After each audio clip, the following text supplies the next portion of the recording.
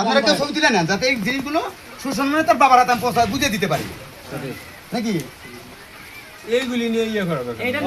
নিয়ে করা লাগবে না আরে এইগুলি আর একটা মোবাইল আমরা নিয়ে গার্জিয়ান হিসেবে আইছেন বলে গার্জেন হিসাবে আপনি গার্জেন পাইছেন তোমরা যে আপনি গার্জিয়ান হিসেবে আপনি বুঝে নিছেন এর একটা স্টেটমেন্ট হ্যাঁ হ্যাঁ আপনি একটু বলে দেন খালি 2-4টা কথা রেখে দেন জি আপনি রেখে দিন আর তারপর আমি মনে করতে স্যার কথা বলা দিচ্ছি সমস্যা নেই এ তোমার নাম কি জুই তোমার বাবার নাম কি আব্দুল জলিল তোমার বাড়ি কোথায় নাটোর তুমি কার সাথে আসছিলে তুমি কার সাথে আসছো তোমার নাম কি দীপা দীপা তোমার বাবার নাম কি রবিউল ইসলাম কোথায় থাকো তোমরা সাভারে থাকি আমার দেশের বাড়ি নওগাঁ নওগাঁ উলাইল থাকো হ্যাঁ সাভারে মসজিদপুর রাজার বাড়ি আরে বড় উলাইল তো সাভারই সাভার তো একটা তুমি তোমার সাথে কতদিন ছিল 9 মাস 9 মাসের মতো ছিল তোমরা এমনি স্বামী স্ত্রী পরিচয় দিয়েছিল দুইজনে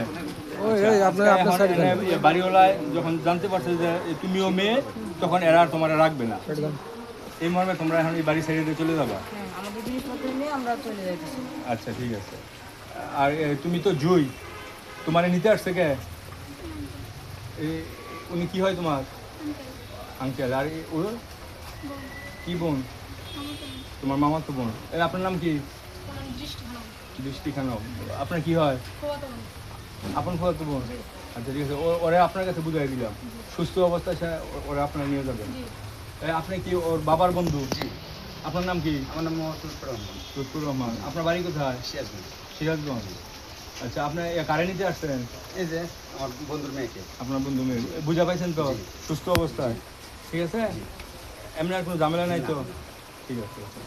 বাড়িওয়ালার প্রতি তো আপনাদের কোনো ইয়ে নাই কোনো দাবি দেওয়া আছে বাড়িওয়ালার প্রতি কোনো কথা আছে মাল সামানা সব বুঝা পাইছেন মাল সামানা সব বুঝা পাইছেন আচ্ছা ঠিক আছে